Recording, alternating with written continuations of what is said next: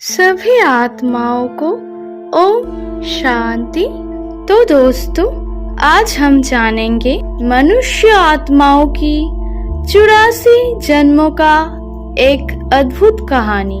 तो मनुष्य आत्माएं जो है वो पूरे कल्प में अधिकतम 84 जन्म लेता है। वो 84 लाख योनियों में पुनर्जन्म नहीं लेता। तो दोस्तों, एक जो बात कहा जाता है ना कि 84 लाख योनियों में पुनर्जन्म होता है, तो ये बात गलत है। तो 84 सीढ़ियों के तरह मानव आत्मा को 84 जन्म चक्र का प्रतिनिधित्व करते हैं, क्योंकि प्रजापिता ब्रह्मा बाबा जो है और जगदम्बा सरस्वती यानी कि मम्मा, इन दोनों को आदि पिता और आदि माता कहा जाता है। यदि उनके 84 जन्मों का संक्षेप में अनुसरण किया जाए तो उसमें अन्य मनुष्य का भी समावेश हो जाएगा। यह सबसे पहले उल्लेख किया गया है कि ब्रह्मा बाबा और सरस्वती यानी कि मम्मा, ये दोनों संगम युग के दौरान परमपिता परमात्मा शिव द्वारा दिए गए ज्ञान और योग के माध्यम से सत्य युग की शुरुआत में श्री नारायण और श्री लक्ष्मी का पद प्राप्त किया था। अब जानते हैं सत्य युग और त्रेता युग में 20 जन्मों के पूजनीय देवता। तो यहाँ चित्र में देखिए, चित्र से पता चलता है कि सत्य युग में 1250 वर्ष तक श्री लक्ष्मी और श्री नारायण का 100% सुख्य देह के साथ 8 बार जन्म हुआ था। इसलिए भारत में 8 अंक को शुभ माना जाता है और कुछ लोग केवल 8 बीजों की माला जपना शुरू कर देते हैं और अष्टदेव की पूजा भी करते हैं। पूज्य पद इस अष्ट नारायण के जन्मों के 8 सीढ़ियों की रूप में दर्शाया गया है। बाद में त्रेता युग में श्री सीता और श्री रामचंद्र के राज्य में 1250 वर्ष तक कुल 14 कलाओं का प्रदर्शन किया गया है। राजरानी या उच्च क्षेत्र की प्रजा के रूप में कुल 12 जन्म। इस प्रकार सत्य युग और त्रेता युग में कुल 2500 वर्ष तक 20 देवताओं ने पूर्ण पवित्रता, सुख, शांति और खुशियों के साथ जन्म लिया। तो दोस्तों, अभी हम जानेंगे द्वापर और कलियुग। जो द्वापर और कलियुग है ना, ये 2 युग 63 जन्म का बंधन है। तो सुख का अंत होने के बाद यानी कि समाप्त होने पर वो आत्मा सबसे पहले द्वापर युग में पूज्य से उपासक की स्थिति में परिवर्तित होते हैं। मतलब कि धीरे धीरे परिवर्तन होने लगा है। ठीक है।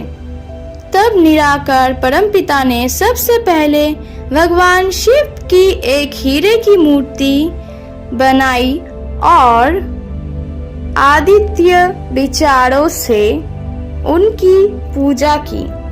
उन्हें देवता की एक पूजनीय राजा के रूप में दिखाया गया है।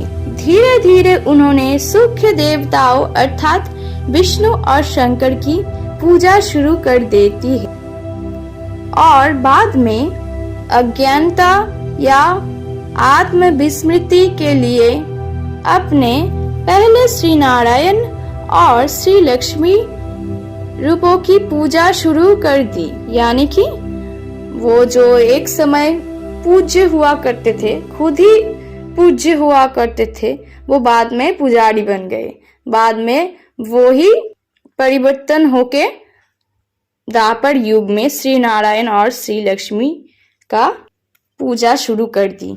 इसलिए किंवदंती है कि एक समय में जिसकी पूजा की जाती थी वही बाद में स्वयं ही पूजा करने वाला बन जाते हैं। श्री लक्ष्मी और श्री नारायण की आत्माओं ने द्वापर युग में 1250 वर्षों में अलग अलग नाम भक्त, शिरोमणि, राजा, रानी या इस पूजा स्थिति में खुद प्रजा के रूप में कुल 21 जन्म लिए। तो इसके बाद कलियुग का आरंभ होता है।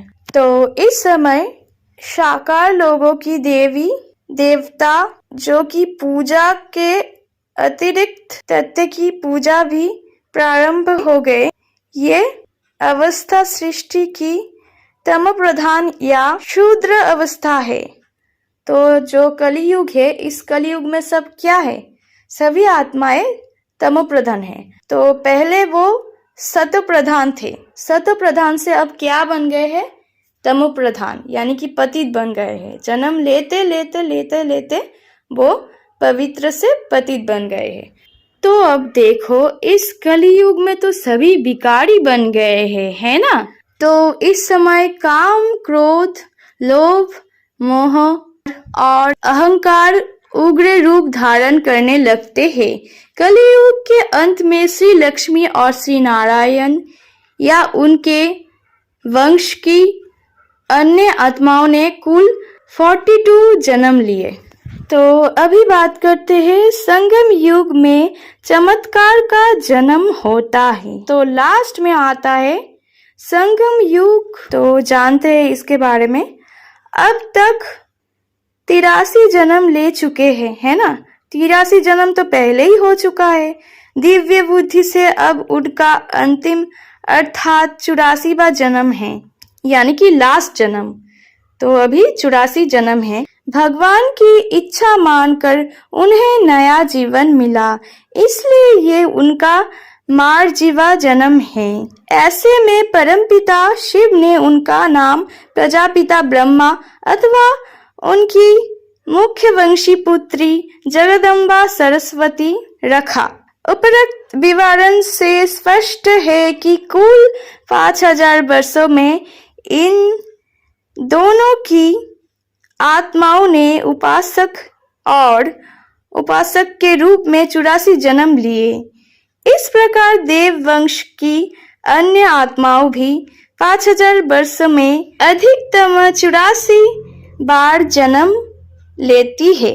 इसलिए भारत में जन्म और मृत्यु के चक्र की 84 चक्र भी कहा जाता है। और कुछ देवी देवताओं की मंदिरों में 84 घंटे होते हैं। तो दोस्तों, आज का वीडियो यहीं पे समाप्त होता है। तो शुरू से एंड तक जुड़े रहने के लिए बहुत बहुत धन्यवाद। शुभकामनाएं और ढेर सारी दुआएं परमात्मा परमपिता की। ओम शांति।